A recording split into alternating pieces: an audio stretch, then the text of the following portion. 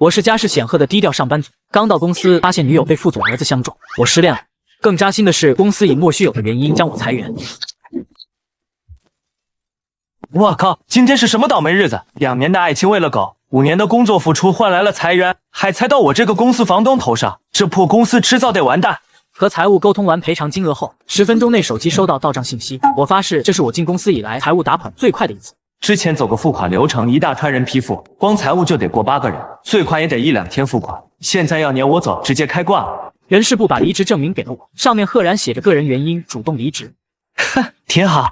交接完成后，我在收拾自己的东西，有人敲门，还没等我说请进，楚生就走了进来。一统哥在收拾东西呢，你可瞧仔细了，别把公司的资料带回家哦。我没有理他，反正要走了也不想惹事，但是架不住有人就是要恶心我。一统哥，想起我刚来的时候你还考我转正，没想到今天你比我先走了，项目也成了我的。人呢，还是应该有一些自知之明的。如烟在你我之间选择了我，女人嘛，还是更喜欢帅气多银的，你拿什么和我争？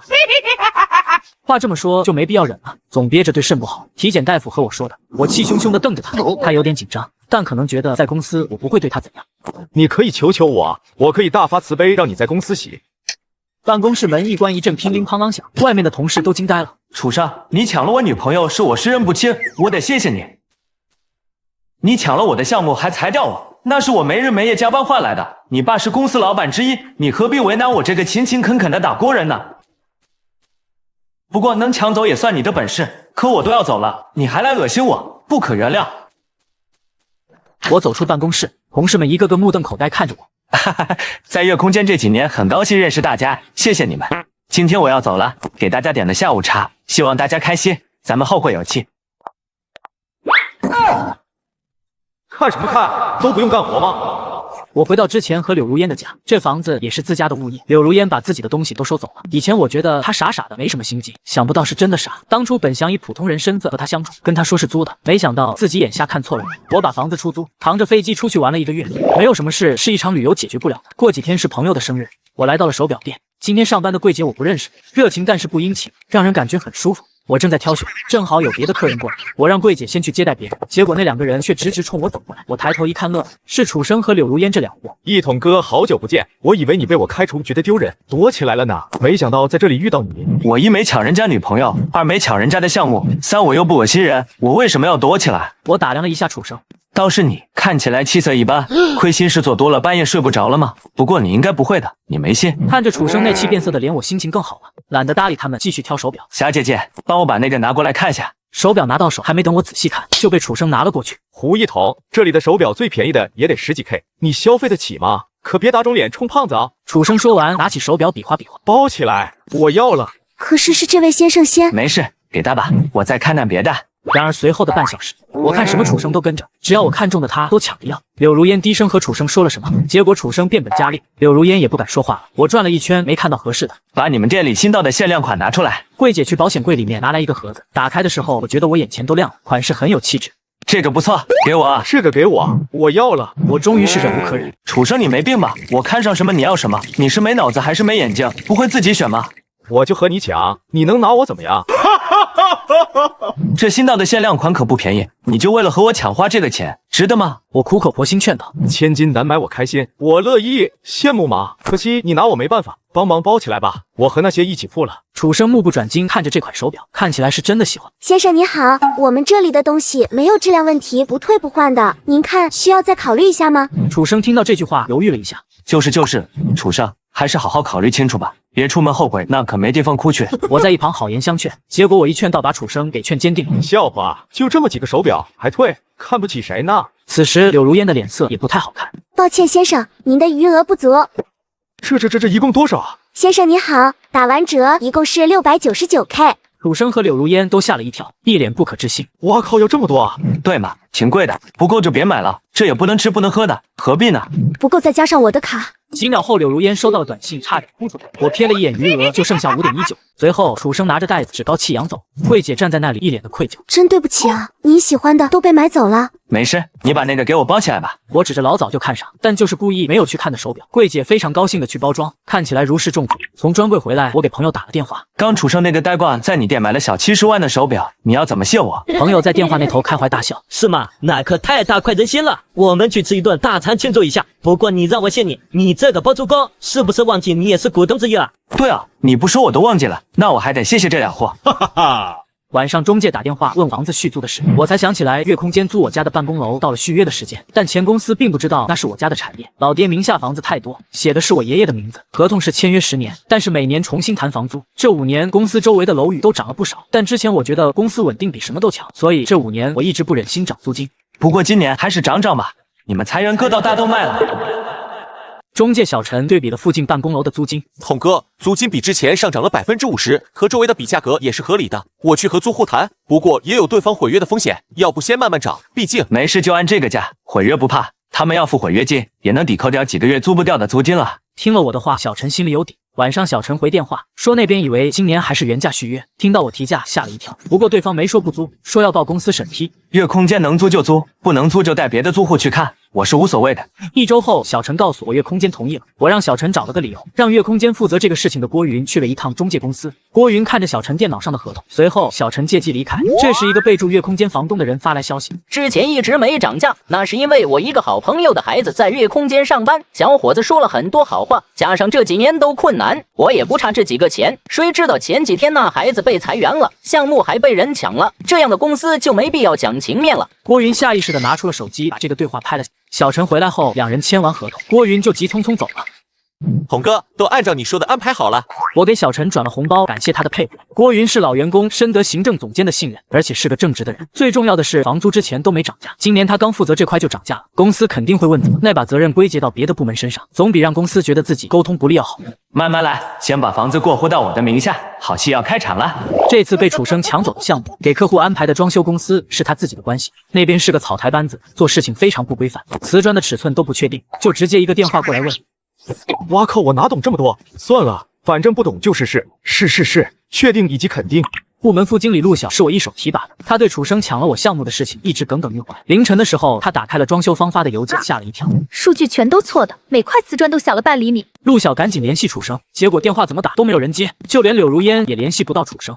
第二天上班，工厂已经生产完毕，楚生脸都绿了。所有的损失由月空间这边负责。装修队说，之前所有的东西都是确认过的，这个损失他们无法承担。楚生的项目所有相关人员当月工资和绩效归零。柳如烟差点哭了出来。我想了想，他之前余额不到10元的银行卡，内心非常愉悦。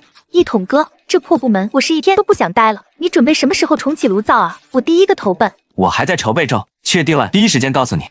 我喜欢上班的感觉，经过这个事情，觉得还是自己开公司好一些，至少自己有把控权。我认真的考虑后，决定自己开公司做装修设计。刚好这个时候，陆晓也被辞退了。楚生觉得陆晓之前是我带的人，就处处针对，明明是楚生的指令，现在所有的责任都推到了陆晓身上。陆晓也没惯着死，把之前所有的证据都使出来。楚生被啪啪打脸，然后便以陆晓不服从管理开除。陆晓拿了6个月的赔偿，开开心心离职。有了他的加盟，我如虎添翼。我新看上的一个项目是这家公司的招待会所，虽然这项目的方案基本也不过100万，我通过消息知道，这个公司有很多场馆的设计要求，之前是找的一个设计公司，他们不满意，正在找新公司，这次私人会所就是一个问路石。他们一年花在设计上的费用大约是800万左右，这对我们新公司来说是一个很好的机会。审核资质通过后就是公开招标了。我知道月空间也在竞争这个项目，所以我和陆晓更是势在必得。当务之急是招一个助理，要不所有的事情都是我们2个干，实在吃不消。经过严格筛选，最后看到连小明，我们3个都笑了。这是我在月空间招聘的最后一个人，我大学时候的学妹。我们3个人开始了对这个项目深入的研究和调研。胡总，连小宁最近有一些怪怪的。公司员工私下和我说，看到连小宁和月空间的人见面，让我要小心防备。行，我知道了。我感谢了他，但是我选择相信连小明。我们在投标截止的前10天大张旗鼓去了一趟招标公司，一起投标的公司都以为我们提前投标，直到投标截止的最后1刻钟，我们才提交了标书，等待开标的时间。我也听到了月空间把这个项目列为年度重点项目，集全公司之力去投入。这柳如烟是不是疯了？为了这个项目，特意聘用了2位行内有名的设计师，这俩设计师月薪都50K 了，还特意造了个样板间，光投资就几10个了。这段时间是楚生他爹负责具体业务。好吧，那就难怪了。楚生不懂业务，又排挤一己，啥也不是。他亲爹又好大喜功，喜欢空话。月空间目前是乌烟瘴气，很多老员工都跳槽了，感觉这个公司也撑不了多久。我笑笑不语，可怜的公司必然有他可恨之处。正式公布中标结果的那天，我们几个投标公司不约而同去了现场。胡一统，这次你们只能是陪跑了，哈哈哈，不好意思了，月空间还是更胜一筹。楚生一见到我老毛病就犯了，我看到他就手痒，但也懒得搭理他。尽管说我们已经尽全力做到最好，但是天外有天，不到最后一刻，一切皆有变数。此时招标人宣布，本次中标的公司是京海，后面的名字还没念出，楚生就跳出来和柳如烟庆祝。京海青鸟之翼设计公司。什么？楚生瞬间愣住了，一旁的柳如烟也尴尬地抠出30亿听。恭喜胡总，中标公示我们马上出，期待我们合作愉快。工作人员说完就走了，我悬着的心终于落了下来，刚准备要离开。胡一统，你给我站住！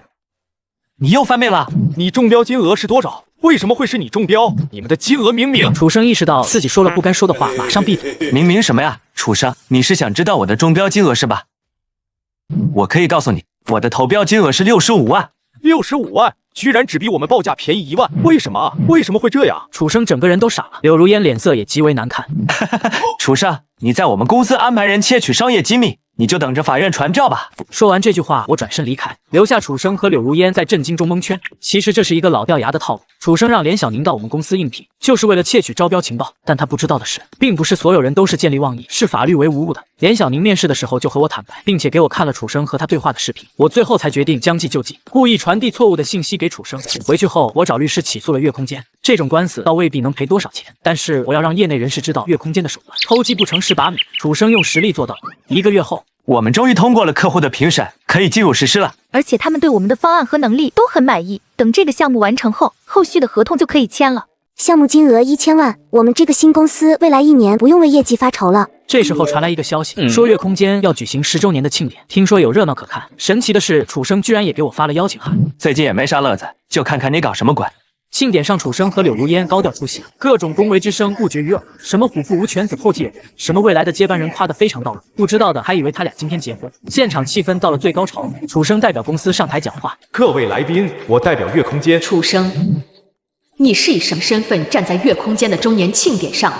我怎么不知道我还有个儿子？一时激起千层浪，全场都在窃窃私语，目光集中在发声的人身上。那是一个保养很好的中年妇女，拿着话筒，低调端庄坐在椅子上，却像睥睨天下的女王。身边的人说这是楚生他爹张总的老婆尚如兰，但是很明显不是楚生的妈。张总在拼命与他妻子身边挤，但是被人压制住。张楚生，你已经是成年子女，张斌没有抚养义务，而且他给你的钱全部是我们夫妻的共同财产，更确切的说都是我的财产，他是无权处置的。我拉了一下清单，你可以看一下。大屏幕上展示各种流水明细，时间金额都一目了然，最后出来了总计1225万，会场一片惊呼。尚如兰又展示了一份协议，上面明确写着月空间的投资是尚如兰个人行为，和张斌无关。张斌担任公司副总，只给发薪酬，不参与分红。然后是一份婚前财产证明，把彼此的资产写得清清楚楚，看得出来张斌和尚如兰结婚的时候基本上是一无所有。附带了一份财务报告，列了张斌和尚如兰个人的资产和他们的共同财产。最后是楚生进公司以来的各种项目收支明细账，连多付的月空间的房租都赫然在列，最后大大的负数，实在触目惊心。公司亏损是公司行为，没有让个人赔钱的道理。你这1年多花的我的钱，这1200万我需要追回，希望你们父子俩尽快偿还，否则咱们就走法律程序。张斌，咱们之间的账走离婚协议，我的律师会联系你。不好意思打扰了大家的雅兴，只不过我在外几年，没想到多了一个这么大的儿子，还差点把公司玩没了，让各位见笑了，大家吃好玩好。尚如兰说完后就离开了，这庆典搞成这样，哪里还能继续？匆匆就结束了。我走出酒店，感觉比看了一出奥斯卡获奖电影都愉悦。这一出闹剧的视频后来在圈内广为流传，被称为最魔幻的10周年庆典没有之一。